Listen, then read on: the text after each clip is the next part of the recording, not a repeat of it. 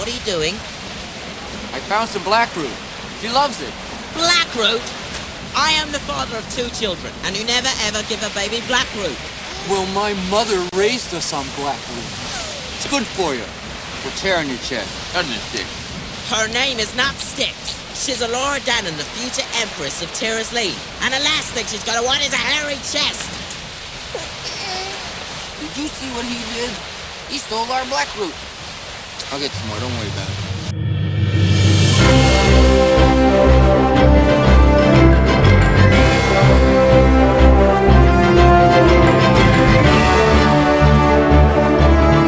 Hey there, Enthusiacs. Welcome back to Hero Talk. I'm your host, Judge Greg. Joining me today, I have Jeff and Jen. Guys, how you doing? Hey. Good, thanks. How are you? Good. All right, for our film today, we are doing Willow, the 1988 fantasy classic starring Warwick Davis. As you know, Hero Talk is a spoiler podcast. Our general rule is that we will try to keep the spoilers limited to the movie at hand. But anything that's ever been officially released, be it TV, movies, or books, is considered on the table and fair game, so you've been warned.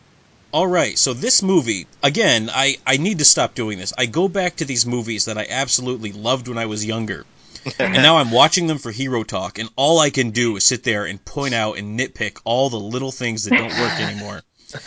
I did it. I mean, this wasn't a Batman Returns level of I didn't like it again. No. You know, this is more along the lines of Equilibrium, where I can point out the things I don't like about it, but I still kind of have a positive takeaway from it. But I was really worried because, you know, you roll into a 1988 film with so many digital effects. I'm worried that every other scene is going to be like the Ghostbusters demon dog that just stabs me in the eyes. And that didn't happen, so at least I have that to pull out of this and say, nothing stabbed me in the eyes like the demon dog.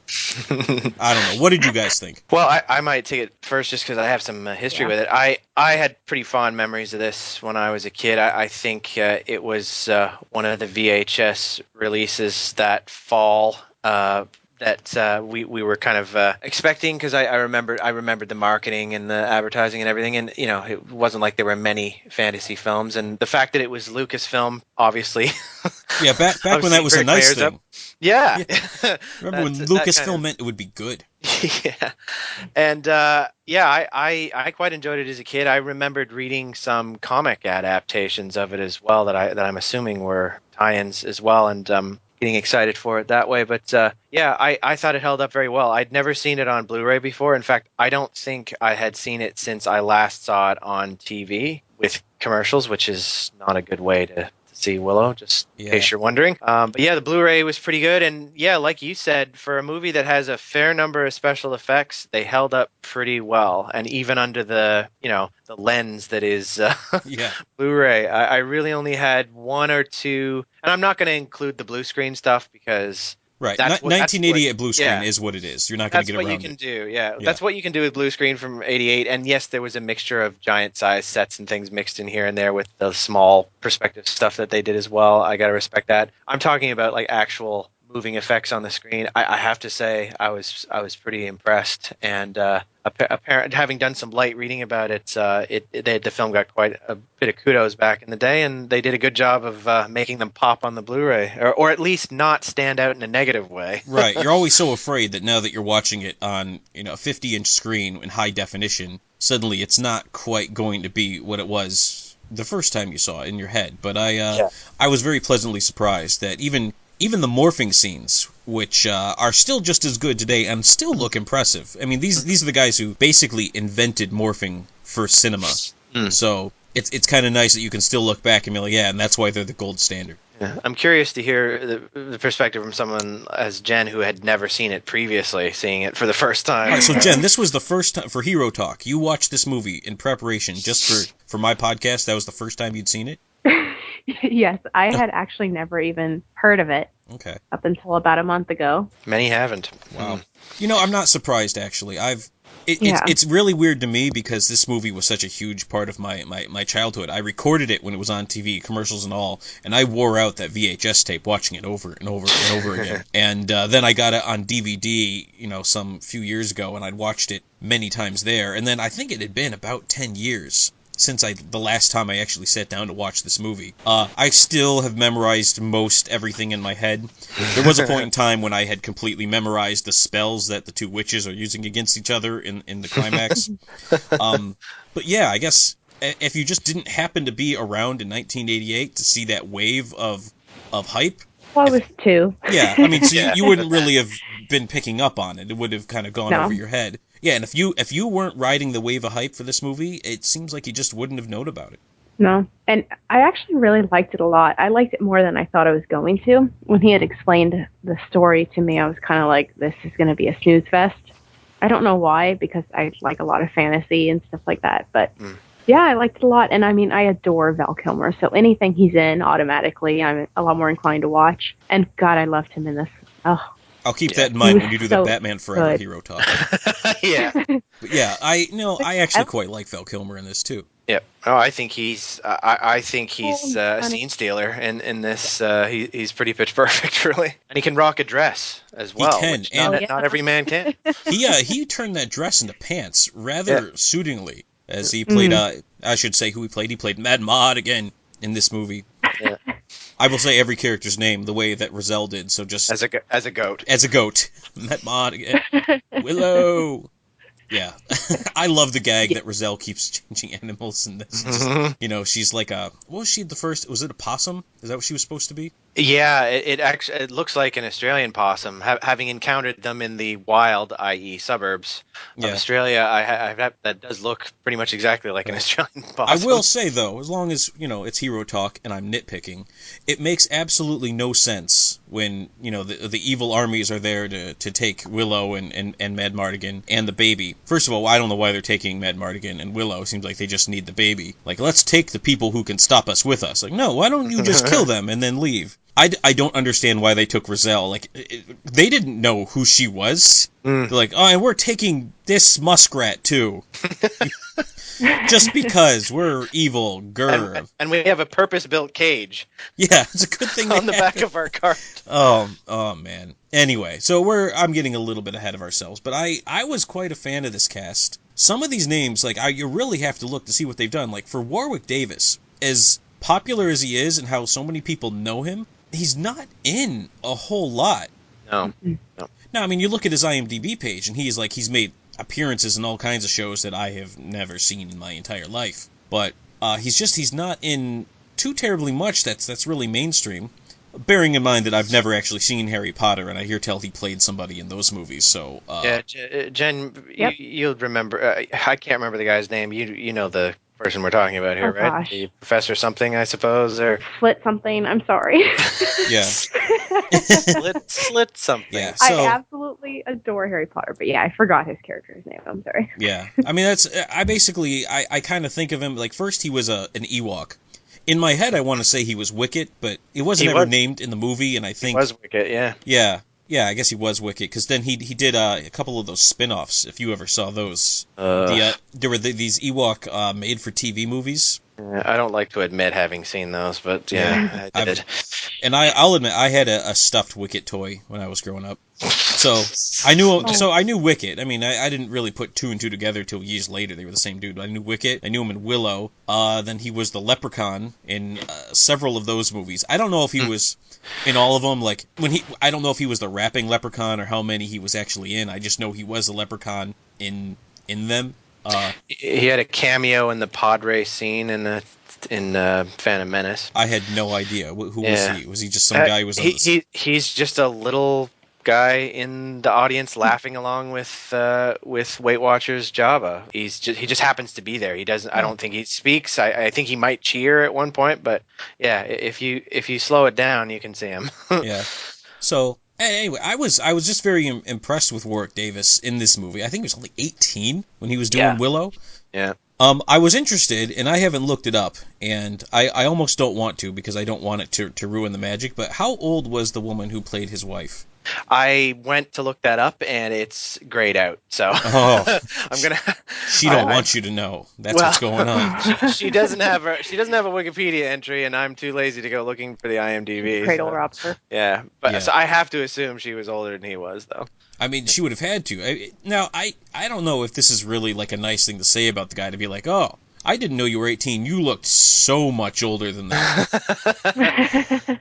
Because that feels wrong in some ways. However, I mean, what do you say? Like, he looked like he was in his early 30s. I mean, certainly, I don't know how Nelwyns work with ages, but he definitely looked like he was older and old enough to have a couple of kids. And yeah, I don't know. I mean, the old wizard, he could have been 111T, but I was... Billy Barty as that old wizard, the High Aldwin. Yeah. Now, I best know Billy Barty for him playing, I think it was Gwildor in Masters of the Universe, the Dolph Lundgren He-Man movie. Yeah. Is it possible that he's in Wizard of Oz? Is that going too far back? I mean, well, he's been around forever. He might have actually been in Wizard of Oz. You told me he was. And he sounded like it. I heard somewhere that he was like the mayor or something. Sounded like him. As soon as he started speaking, I thought, oh my god, yeah, it is him. So I don't know. I want to say it is. Yeah. And I don't know why I never made this connection as a kid, because I like both movies, but I think I didn't truly appreciate Masters of the Universe until I was an adult and kind of could appreciate it for what it was. So, as an adult Greg, I know him much better as Gwildor. Oh, okay. So his voice really struck me there. But we have another famous little person who was in this movie. We have a Seinfeld alumni. Yeah. Mickey. Yeah. And also the guy who's in Bad Santa, whose name escapes me. I thought I had it here, but yeah. Oh, Tony Cox. That's right. Tony Cox, Bad Santa, and the Jim Carrey movie, Me, Myself, and Eileen. He was in that too? Yeah, he was in that. He played, he was the limo driver that Jim Carrey's wife left him for at the very beginning of the movie. Right. And I still can't find that name, but yeah, I know the guy you're talking about. Danny Woodburn, by the way, Mickey from Danny Woodburn, Mickey from Silent. Yeah, but they had some like 200 extras for the Nelwyn Village scenes. And so of all of them, I think only maybe 4 or 5 of them were actual real actors with agents and did castings, and I think all the rest was just probably an open casting call. Yeah. I was surprised. I guess it'd been a long time since I'd seen this movie. Just how much of the movie was actually set in the Nelwyn Village. It seemed like it took him about a good half hour to get out of there. Yeah, I didn't remember that there was this like buildup of him not wanting anyone to find out, and then after the attack, deciding, yeah, we gotta go to the count. Like that. You're right. That took quite a lot longer than I thought it would, and it wasn't slow. And if you include the scenes where they're on their own on their quest, You're right. It is a fair portion of the movie. I mean, when does Val Kilmer actually appear on screen? Is it 40 minutes? Yeah, it was about 40 minutes in. He shows up, and he's Mad Mardigan sitting in his cage. They never did say what he's in there for. No, I mean they imply that he's a thief, but I don't know. I mean, I at one point I thought he was probably imprisoned for crimes against dental hygiene or something, because you'll notice the first couple times he speaks, his teeth are all blackened. Yeah. Well, fortunately, he sees a dentist sometime when he's at the tavern, which also has people living there. I didn't understand that scene a whole lot. Like, it's definitely, there's a tavern and a bar, and there's people there, and Willow goes looking for milk. In a bar. But then, like, he falls through a wall, and then he's in somebody's house. Mm. Right? Because then, like, oh, my husband's home. Like, this is a bar. Moving on with the cast before we get too deep into why Mad Mardigan was at a house at a bar in a dress. Why not? Val Kilmer's a good sport. Joanne Whalley played Sorsha in this movie. I felt Sorsha got sort of underdeveloped. They cut this whole side story about her where she's looking for her father. Yeah. And it just made it like she had less going for her. Like, it really just felt like, so without that scene, it's like, I'm bad. Oh, I kind of like Mad Mardigan because he's saying sweet things to me. Now I'm bad again. Now I'm good. Yeah. And everyone just kind of takes that at face value, and nobody says anything like, isn't she the person who was trying to kill us, like, just 15 minutes ago? Yeah. It's quite a sharp turn. It really is, and without meeting her father and without like that transformation, it was kind of abrupt. And for those keeping track at home, her father was supposed to be the king of Tirith Lyn. Yeah. And at one point, she had a conversation with him when he was encased in a blue crystal, I think. Yeah. We never get to find out why he chose such a bad wife. Well, I mean, extraordinarily bad choice. Yeah, it's Must have mommy issues. She, of course, for the listeners who aren't aware with this, she became Joanne Whalley-Kilmer after this movie. Yeah, they got married. They hit it off. Just after the filming stopped. I think even before it was released, actually. Between the ending of filming and when it was released, they got married. Yeah. I don't actually know how long they were married, but I'm going to just go ahead and assume it was for like 20 minutes. No, it was into the 90s. They were actually in a couple of movies together, although they were in a movie together recently, apparently, which I found hilarious. They had a few kids together. I think she may have even taken a few years off to have kids and stuff. So they were together a little while. I mean, well, no kidding. I mean, she eventually dropped the Kilmer from her credits, as you'd expect. Yeah. When he told me that she ended up marrying Val Kilmer, I just kind of wanted to be like, well, duh. Yeah. Yeah. Well, I mean, she could have cool in that married movie, Warwick Davis. You don't know. Yeah. It's even more humorous when you watch when you watch the special credits and you see that brief scene where Kilmer is talking about, stumbling with the lines in that love scene and him worrying that it was a personality issue, and then 6 months later they might have been married. Like, come on. I was a fan of that love scene. Even as a kid, I understood that it was just kind of ridiculous. Yeah. The sudden change, and also one of my favorite lines in the movie is, "I don't love her. She kicked me in the face."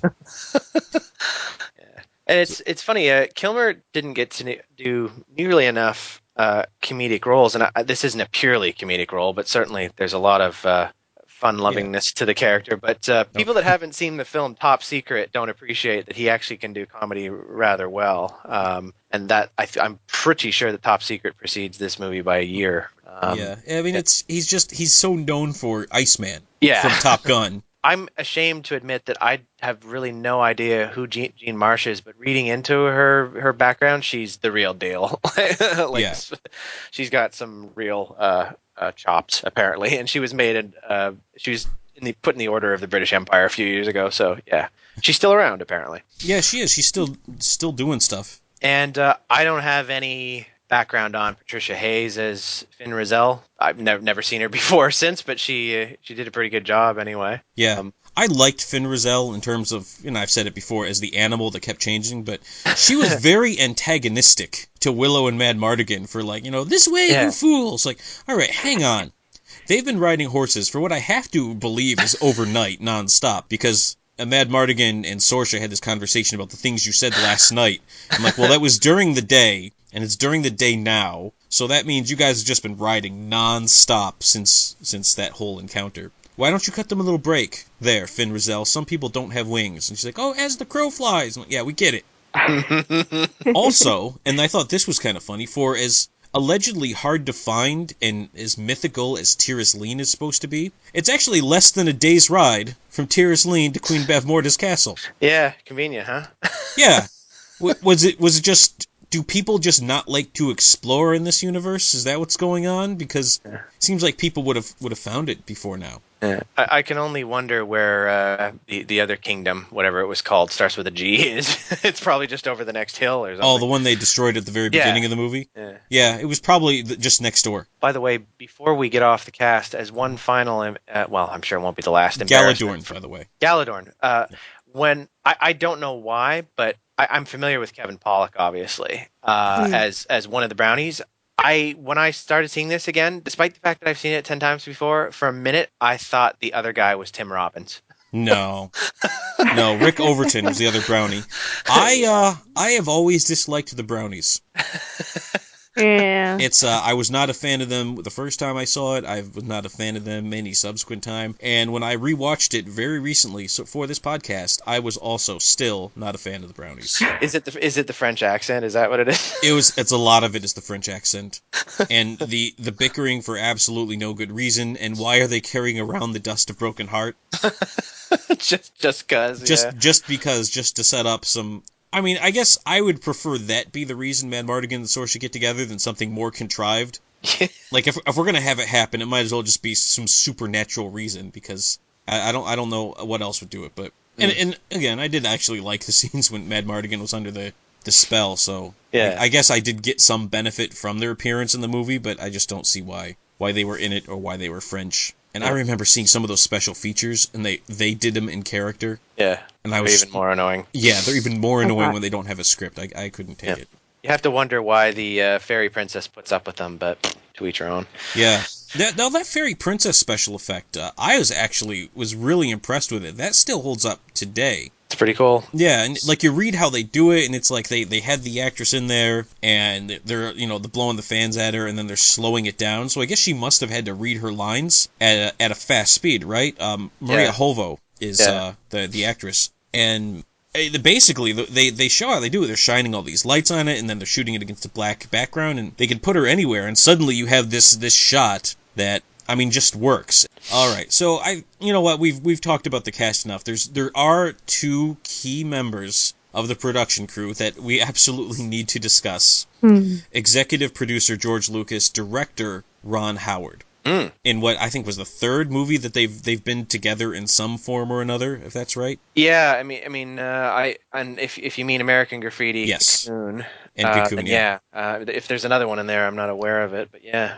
Now, I watched a lot of the special features on the Blu-ray, which were all very good, by the way. And this Blu-ray, you can find it for super cheap out there. I got it for $5. I was very disappointed when George Lucas talks, because I really wish that 1988 George Lucas could talk to maybe 2001 George Lucas, and maybe some terrible things could have been undone. Or maybe, what was it, 1998? Is that when the first episode won? Yeah. I want 1988 George Lucas to talk to 1998 George Lucas, because 1988 George Lucas seems like a phenomenal filmmaker, a great story writer, and an amazing producer. And 1998 George Lucas likes to sip coffee behind a green screen set. Yeah, he's collaborating. He's out there. He's inserting himself where he needs to and stepping back where he doesn't. He wrote he came up with a story idea. Someone else wrote it. It doesn't look like he micromanaged it in any way, shape, or form. It just helped build the setting and get the underlining themes right, and let Ron Howard do his job. There's a lot of things that you can nitpick Willow over, but the directing is not one of them. It's spot on. There's very few scenes where you have to question how it was set up. They did a great job with this movie. Now, what I really liked about the movie is how it took you from different set piece to set piece. And, even when they did have, like, these... I shouldn't say action scene. That's a little misleading, because it's not like, Jean-Claude Van Damme and explosions and the replacements or anything, but it took you from a high-energy scene to high-energy scene, and it did so rather well. I thought the pacing was great, and not that I want to be hoity-toity film critic man talking about pacing and whatnot, but... Yeah. I liked how it worked. I did think Mad Mardigan really kind of... Once Elora Danan was stolen from him, and I guess we could talk about Elora Danan. She's played by two babies. I'm not going to say their names. They were babies. Whatever, they were twins, right? Yeah, it was twins. Same thing, yeah. I do appreciate that Baby in Peril wasn't used too much throughout this movie. Like, I get by the nature of it, the baby needs to be in peril for some of it. But, since the baby needs to be alive, it's not like anyone's like, I'm going to kill the baby, because you can't kill the baby. That's not the point. Yeah. She had to be banished to whatever place. But the void. The void, the area, I don't know, whatever. But, it sets up a scene, and it gives Willow a chance to be the hero. One thing I didn't know is Warwick Davis actually learned sleight of hand for those tricks that Willow was doing in the Nelwood Village. Apparently he did more than they showed. Like, there was more to his scene in the Nelwyn Village, and then there was also a cut scene from Tiris Lane where he was entertaining, or I shouldn't say entertaining, that makes it seem a little less... He was distracting a troll with some sleight-of-hand magic tricks that I thought... I agree why they were cut, because, it's a little lighthearted for some really dark stuff happening around them, but... Yeah, it was like one move away from being a Stooges, like, boink, woo, between the eyes at the end there, so it didn't really fit the tone. That's how I want it to end now. That's how I wanted that scene to go. I actually quite liked the trolls. These guys were acrobats in the troll costumes, and I guess for a lot of this stuff, they weren't using safety cables because there just wasn't the digital cable removal that they have now. So a lot of these guys, the acrobats in the troll costumes, are sort of putting themselves at risk doing it. I actually quite like the trolls, and I think it's because I watched a lot of David the Gnome growing up, and these trolls look a lot like the trolls from David the Gnome, so I was right on board with it, whereas for people who maybe aren't so familiar with that mythology, these trolls wouldn't have really looked like trolls or been immediately recognizable as them. I was okay with the trolls. They did lead to my one sort of moment in the movie, and Jen, having seen it the first time, had the same sort of reaction. I could see it on her face when it happened. When apparently in the world of Willow, when you cast a spell on a troll and it drops into a body of water, that creates a two-headed dragon somehow. Yes. I don't really follow that logic. Well, for all you know, he accidentally cast the turn into a two-headed dragon spell. Now, it really occurs to me that if you don't actually know what you're doing with the magic wand, don't just say random words and point it at somebody. Yeah, because apparently he said create a giant. Create a giant two-headed dragon. Well, he couldn't use his acorn. Yeah, and it wasn't even a proper looking dragon. It was like a rancor left over from a little bit. It was from the Return of the Jedi with a second head. It was and no arms. Just I don't know. I like the scene because otherwise it would have been really ridiculous that Mad Mardigan held off the entire army. So. Yeah, even though the army didn't seem all that big when they finally showed up at Tyr's Lane, it really felt like there was only maybe 30 guys there. Yeah. Well, Sorsha was, kind of asleep on the job, just being, watching his manliness fling himself around the castle. And you know what? Who wasn't, quite frankly? if we're being honest with ourselves here. If there wasn't a dragon, I don't really see how that scene was going to believably play out. So, hey, there's a dragon. So maybe Willow didn't mess up as much as you want him to think that he messed up. Yeah. Well, it was convenient for the plot. I don't know how you get from A to B, but yeah, sure. Yeah. There's a lot of that in this movie. Like, there's a lot of things where if somebody just made one different decision, like if Bav Morta's army wasn't so averse to killing the people in their way, instead of taking them captive and bringing them, like, what were you planning to do with Willow and Mad Mardigan once you got to the castle? You were just going to kill them anyway. You know you were. Why are you bringing them along so that something can happen? It felt like there just wasn't enough planning. And I guess maybe these guys just really aren't evil people. Yeah, I do get the sense that that Bav Morta is a bad influence on everybody, but for the most part, they're just being, led by bad people. Now, the one exception to that, of course, is Skeletor. I mean General Crom. General Kale. Kale.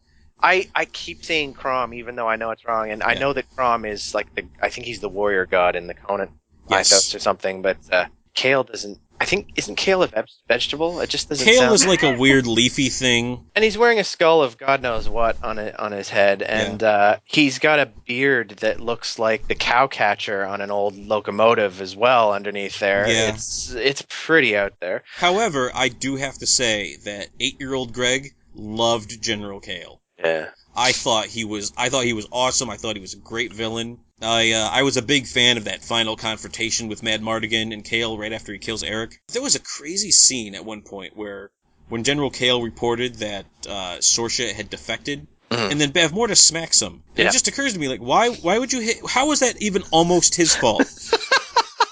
Did you want him to not tell you what happened? Is that what you're trying to tell him? Like, I don't know. It just seemed a little out of place. Yeah. Speaking of out of place, I have to point this out, too. I'd completely forgotten about this scene. So the baby rolls up on the Nelwyn village, and Willow sees it, and his instinct is, just push it off and send it further down the river. That's a child, you heartless peck. Yeah. I mean, I know it was just a filthy daikini, and what a weird term for a person of normal stature, by the way. Well, you know what? I'm actually I thought it would have been a little bit worse, though, if they'd played like, oh, well, the little people are Nelwyns, and the regular people, they're just normal humans. That would have been a little offensive, I think. Normal people. Yeah. And it looks like, I mean, it only came up once where I think Val Kilmer, Mad Mardigan referred to Sorsha as not Mar Scum. I assume the humans in this world just refer to one another by their respective kingdom of origin and don't call one another daikinis. Yeah. I think a daikini is just sort of they know they're daikini, but they only would use it in like to try to differentiate themselves from fairies or brownies or Nelwyns. Yeah.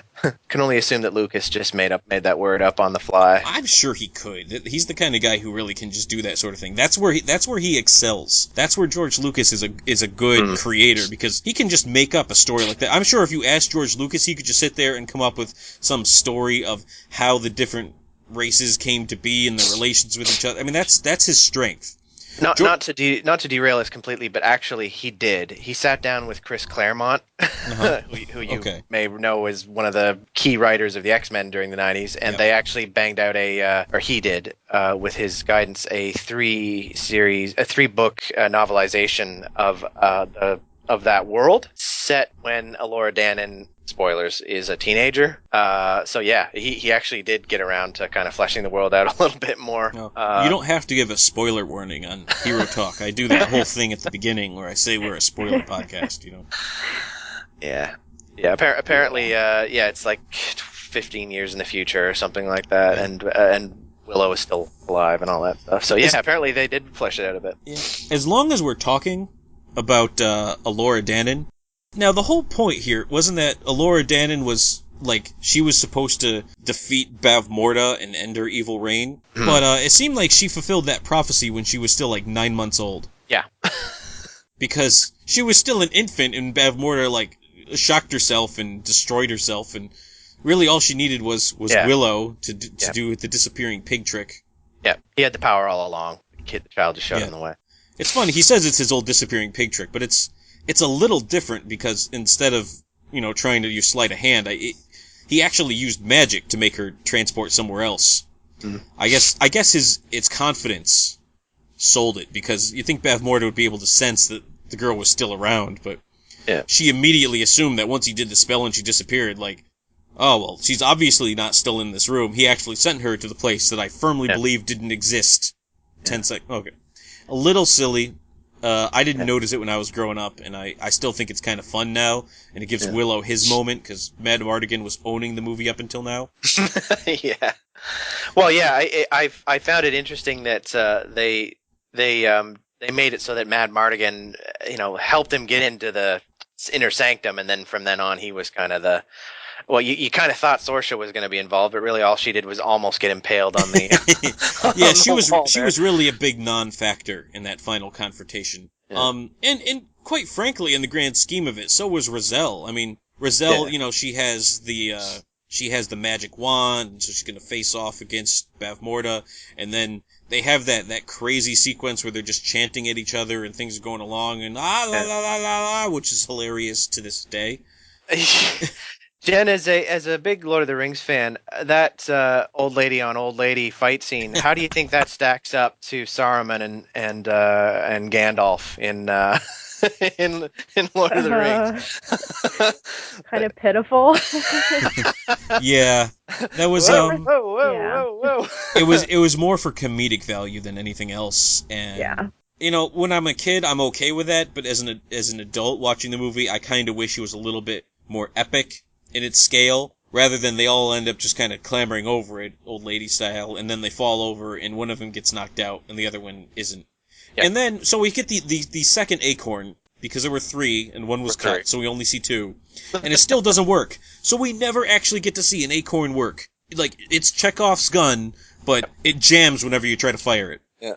So at that point, why even establish I guess you have to, because you used them, but it has to at least work once for me to think that this is anything useful. Because right now it looks like all Willow does with it is either make boards on bridges into stone, or waste it on supreme sorcerers who can just undo the magic of it.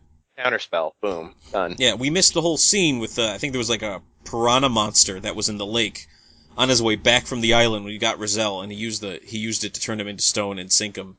I actually watched that scene, and it's a good thing they cut it, because it just wasn't working. That kid is... Did they just find the nearest creepy-looking bald kid that they could, and put prosthetic teeth in him? And I guess. The scene did not work at all. No. Just not at all. Sometimes you watch a deleted scene, and you think, oh, this really should have been in the movie, and sometimes you watch, and no, good call, that was not working. And it wasn't. It looked like a really cheap Jaws ripoff. And I know they weren't trying to rip off Jaws, but that's just kind of what it looked like, because it's just the thing was coming out of the water, but it was all lifeless, and so I think that was a good call, cutting that scene. But that was the only time, that was the third acorn, and you would have actually seen it work, and it might have actually made me respect the acorns a little bit more, because they seem so worthless now. Pebbles. Yeah, kind of an afterthought. Yeah. I think there's this final scene that I want to talk about a little bit more before we move on to anything else. This whole they're all gathered outside Bavmorda's castle, and she turns everybody into pigs. Yeah. Oh God, that was brutal. Yeah, that was a little hard to watch. Yeah. I mean, we get the Yeah, it was great. painful to watch, and not in the way that they may have. Yeah, not in the way intended. they made it. It's not like I was like, oh, I'd hate to be them. I was thinking like, oh, I'd hate to be those actors. Yeah. Yeah, it was a little awkward. I guess maybe I was more forgiving of it when I was younger, but it was just, Which would always be the case. yeah, it was so just weird and Yeah. almost arbitrary, and then Val Kilmer pig comes to me in my nightmares sometimes. yeah, I wish that they had just had like a flash, and then just like a bright flash, and then there's just a bunch of piggies yeah, squealing around. that would have been better. Did you? Just like slow torture, grotesque. Yeah. Not good. No. Did you notice that, like, when the brownies became pigs, they were actually significantly bigger by proportion than they were when they were brownies? Yeah. Like, why go out of your way to show me the two smaller pigs, which are obviously supposed to be the brownies, and have them just be baby pigs where I can look and clearly see those are just baby pigs? That's not. They're not actually relative in You're size not to the brownies. fooling me. I see through your ruse, George Lucas. Yeah, I didn't care for the makeup. No, I didn't care for the not effect. at all. It was, you know, I mean, I guess it's hard to be too mad at it because it leads right into the morphing scene, which I love, and it was a very powerful scene. But then I in the course of the evening, then so Roselle turns all the people back into heroes, and then there's this one part when they're going over the plan. Does this make sense to you? Like, it seems like two of those guys were like sneaking around the camp to get into the tent. Like, it's your camp, guys. You can just walk in like normal people. You don't have to sneak. I don't see why you were being all mysterious about it, and like you don't want them to know that you're there. They can tell you're there because all the pigs are slowly going away and there's a light on in a tent. You'd think that Sorsha would have had a spare set of keys that would have come in handy at some point but don't they always know of some back entrance in? Is that or Sorsha? Is she's just complacent? So they always just open the door for me. I don't know. Yeah. So they do this first. I really hate when this happens in movies when Willow has the plan. He's like, in my town where he had gophers, and he's like, why don't you just say what the plan is instead of trying to tell this story that's just going to confuse everybody who's there? Like, nobody wants to hear about the gophers. They want to know what your plan is. When you say you have a plan, just say, what if we were to dig holes and hide in them? You're talking in this mysterious riddle form just for the sake of the audience at this point, so that we don't know what your plan is, even though we could figure it out because I'm not 8 years old anymore. I know where you're going with it when you say we had gophers. Like, I have to wonder whether a younger version of me thought, so in your town, you dig holes, hide in them with tarps, and when the gophers come by, you jump out and murder them. Is that what the plan is? I wonder if the gophers just attack the Nelwyns all the time from the holes underground, if that's what's going on. Yeah. Well, if they're anything like the Death Dogs in this world, maybe the gophers in this world are savage. Yeah. No, the Death Dogs, they were what? They were Rottweilers, right? Just Rottweilers wearing costume. I guess. They had powerful shoulders, whatever they were. Yeah. I mean, they were basically, I know they had like these puppet suits, but they trained two actual literal dogs to wear them, which is why you only ever see two war dogs together at a given point in time, because they only had the two. Yeah. So they dig, and this is what really gets me, and this is what happens when adult Greg watches a movie, and I have to look at it with my critical hero talk eye, is, first of all, it takes a long time to dig those holes, and where did you put all the dirt that no one would notice? Like, I imagine that those archers and the guards were there watching the whole time. Yeah. And so you're trying to very subvertly dig these giant holes, hide the dirt somewhere so nobody knows you dug these giant holes, all while people are watching you do this work, and it seemed like more than a night's worth of work, quite frankly. Yeah. Andy Dufresne had many trips to the exercise yard to get where rid of where were the exercise yards proceeds. here? I didn't see any exercise yards. Get rid of the proceeds of his digging, and I didn't see a single mound of earth. Yeah. And so, I'm like, now here's the other funny thing. So Willow and Roselle are out there, and they're taunting these guys, and they're like, oh, you better surrender. And Kale, I think it was Kale, right? He's the one who gave the order to kill them? Yes. You understand that if you just don't give that order, if you just be like, whatever, we're just going to ignore you. The movie's movie's basically done. Yeah. Like, maybe if you weren't such a jerk about it, it's almost like Kale was like finally sick of like, you know what, I'm sick of letting these people live every time. Yeah. I'm so tired of it. They just come back and they taunt us. So he finally decides that he's gonna kill them, and then it totally comes back and he bites him in the face. Yeah. So ridiculous plan. I mean, even so they finally do get inside. What, do all of them get inside before anyone can raise the drawbridge? Like, Yeah. you know, especially when the guys turn around like, uh-oh, we better go back to the castle, and the drawbridge guy is almost like, we gotta wait for them to get in. Like, no. At that point, you decide, well, that's a shame. We lost those 6 guys, but Yeah. we better not screw up this ritual thing, or we're gonna be in real trouble. Yeah. I'm not 100% sure about this, but I read somewhere that in the novelization they make it a bit more clear that because Bav Morda has got her armies out searching for the child everywhere, she has less people available to guard the castle. Which would might make have sense. Which would make sense considering how obsessed she was with it. But yeah, they do get in rather easily for what we see. I thought so. I mean, I like the fight scene after that, and like I said, I like the Kale Eric, and then leading into Mad Mardigan and Kale. Even though Mad Mardigan ends up like rushing in at the final scene, it's like everything's already done. Am I the only one who found that a really brutal death? The way he stepped on the sword, got it up at an angle, and just I loved him on it. it. I absolutely loved it, and the sound it made. Oh, Like it sounded as painful and as gruesome as it probably should have, and I loved it. I absolutely loved it. Well, he went down. His character deserved a good death. Yeah, I think. I thought it was a great send-off for the character. Like, you definitely gave him a death that really showed you how tough and how, you know, bad of a guy he really was. He was, you know, he wasn't just going to take that one shot and be done.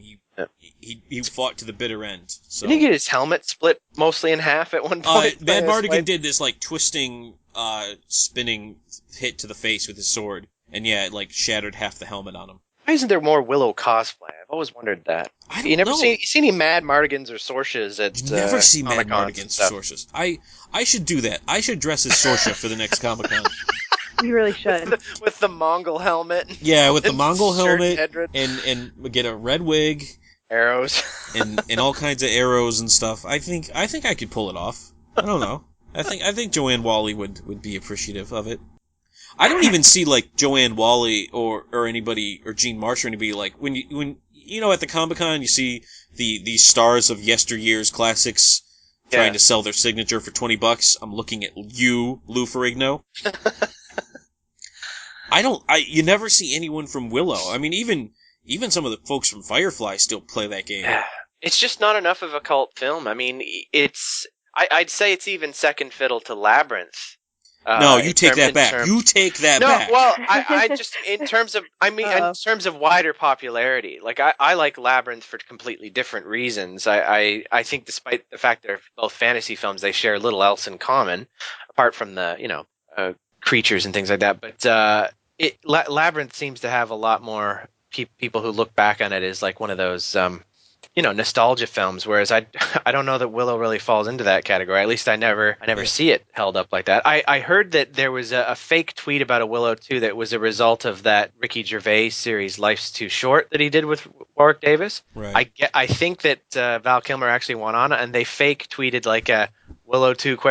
Something, and it was really just to pimp his appearance on the show. I would watch that movie. Oh, I would. I mean, I heard they were thinking about it at the time, and then it just never happened. I guess the first Willow, I mean, it didn't do bad. It made money. I mean, it didn't make a ton of money in the United States, and I don't know what the worldwide sales were, but I mean, it made its money back and then some. Yeah. So, made $12 million in profit in 1988. So that's not terrible. If they can bring back Tron, they can bring back exactly. If they can bring back Tron of all movies, I think Willow. If there was going to be a sequel, though, we've seen that window close now, because Warwick Davis is not a young man anymore, and Val Kilmer is certainly not in leading man shape the way he used to be. I haven't seen Joanne Whalley in a while. I don't know how she probably looks exactly the same. She's looking pretty good. I am. All right, so maybe we have a Sorcia film. Sorcia and young Alora Dannon. One of them must still be acting, right? Oh, maybe both the twins are. Yeah, Who knows? maybe they both are. Evil twin story. Everyone loves those. Kevin Pollak could probably pull off Yeah. Brownie easily. Yeah, probably still could. Just see if he can fit the mouse hat on and. Yeah, I'd hit the love ground to see running. it, quite frankly, but I just don't see it happening at this point. And George Lucas, I think at one stage, I don't know how serious he was because it's George Lucas, and it was when he was in his crazy years, which is from like 2000, from 1995 to present. Yeah.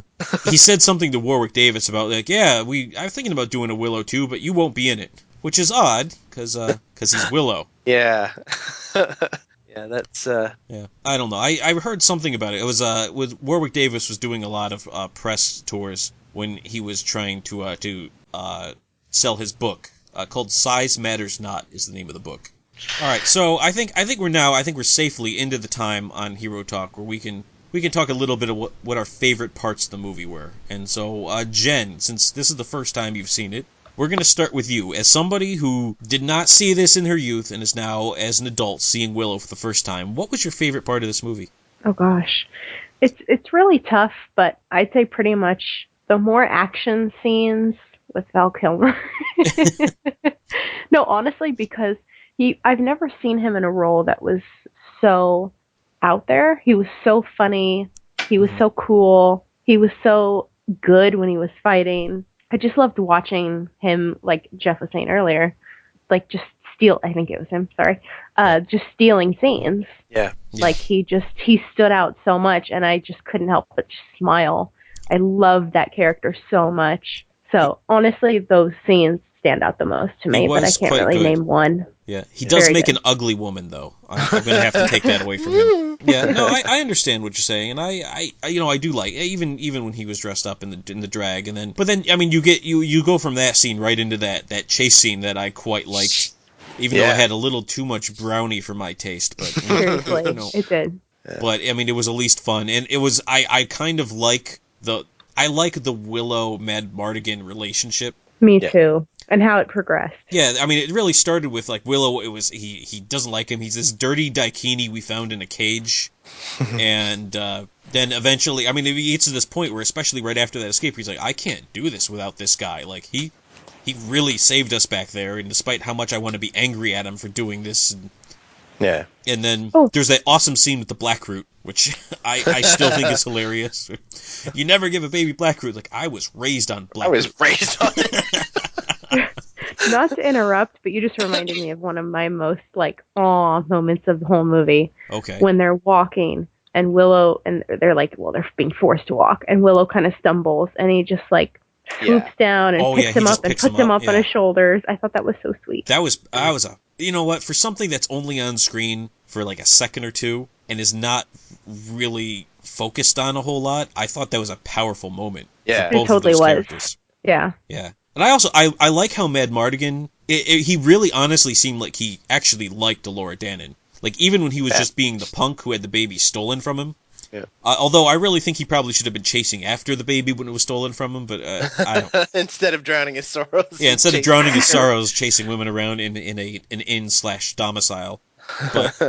But yeah, I mean, it really seemed like he did like a Laura Dannon, and that's also why the Blackroot scene really gets me. He looked at, "Do you see what he did? He stole our Blackroot." Yeah, don't worry, I'll get you some more. I mean, that part is just, he actually likes a Laura Dannon. He's not cold-hearted. He's putting on this front, like, I don't need this guy, and I don't want to have to help this Nelwyn. But he really develops kind of a kinship with him, even when he's mad that they went to Tiris Lean.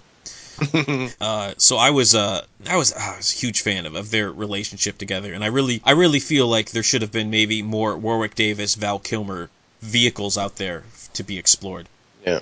All right, so Jeff, now we're on to you. What was your favorite part of this movie? Pretty much the entire sequence from when they make camp in the snow on the top of the mountain through the awkward romance scene, which is hilarious, right through the sliding, which I shouldn't like that scene as much as I do, but it's just fun. Yeah. And the fact that he's still high on the dust and like, woo. That was a fun scene. You had one of my favorite parts of that scene is, they show the close-up of the face shot. Mad Mardigan yelling, and then Willow yelling, and then you got Laura Dannon. It's just, giggling away. She thinks it's the most fun thing ever. So I was a big fan of that scene. Laura Dannon, as much as I'm like, it's just a baby, whatever, but that baby has the most perfect faces. Yeah. Oh my god, She's got such a range. It's just the look that she gave when they first met Mad Mardigan was priceless. Yes. It was so good that I was actually sitting there watching it with Jeff and his dad and aunt, and his aunt was like, "Is that computer generated? Her faces?" Like that's how. Nope, but that's how good those faces were that she actually thought it was just computer. No, she was very good. Still not good enough for me to actually give credit to the actresses who played her. All right, fine. Ruth and Kate Greenfield. There. Okay, you guys got your shout out. All right, there you go. The Greenfield sisters. You guys got your shout out from Hero Talk.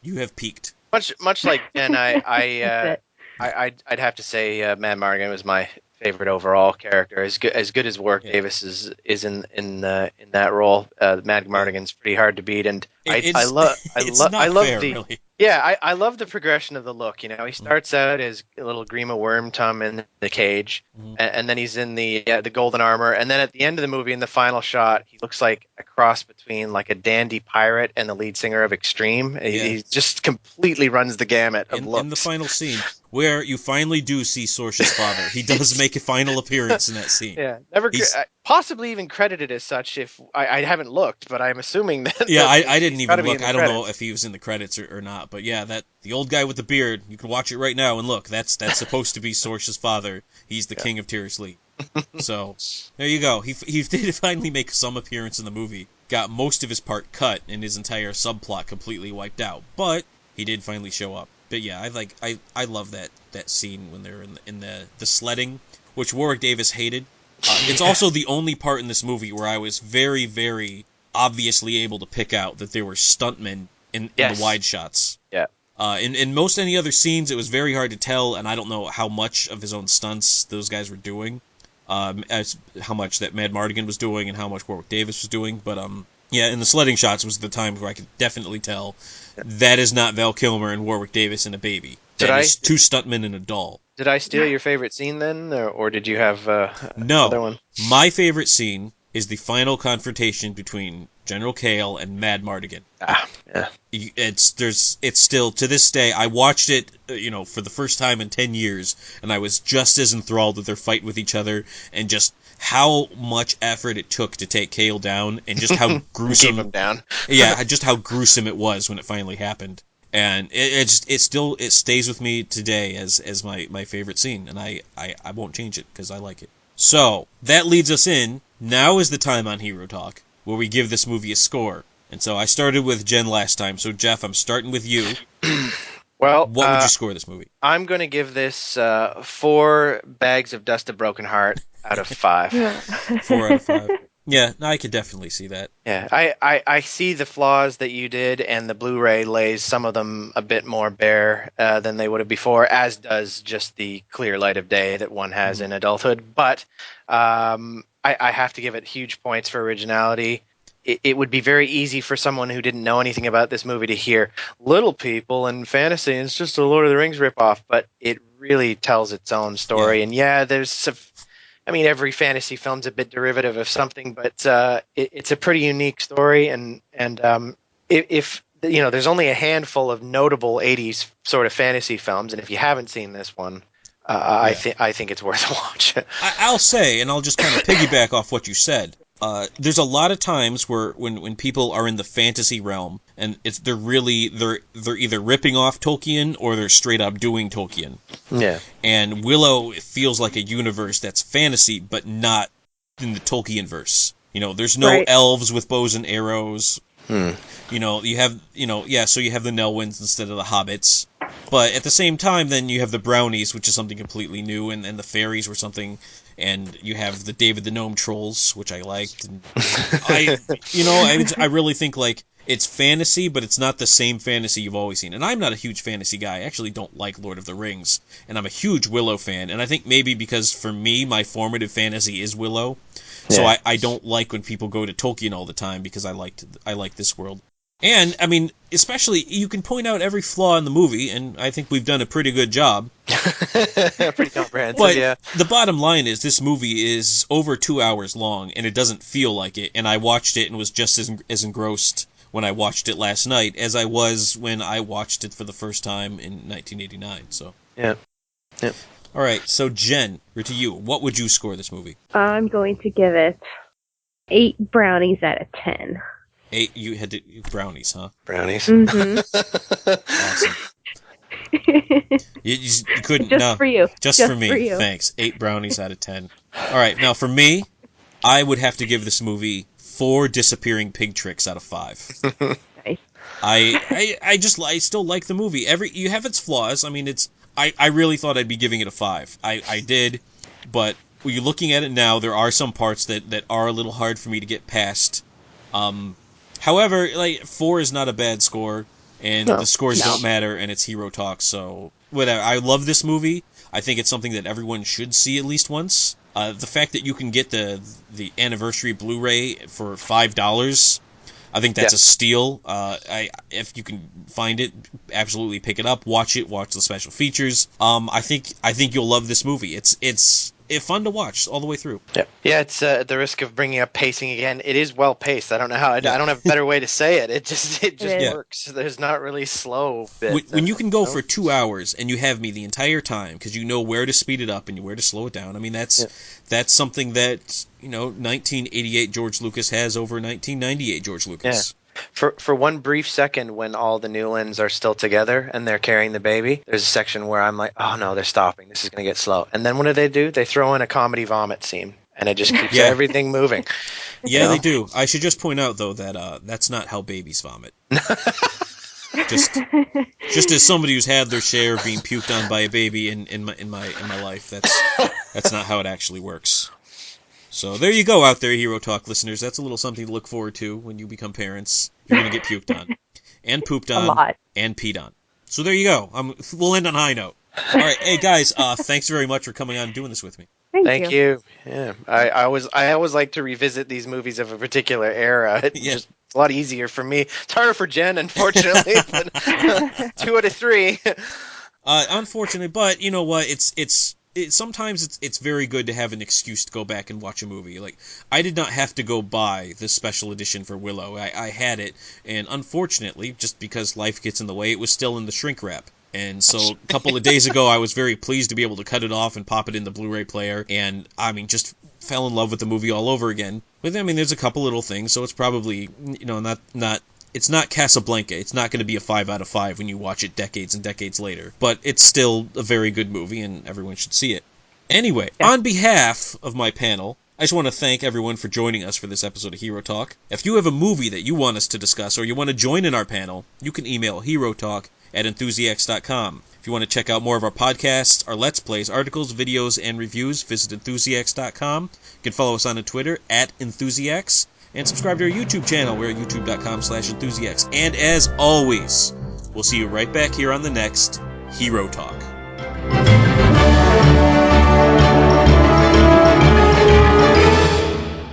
But I think this is probably more along the lines of Equilibrium. I said Equilibrium like that punk kid, and I'm not happy about that. Yeah. But this is more along the lines of Equilibrium. I got my stinger now for the end of the podcast.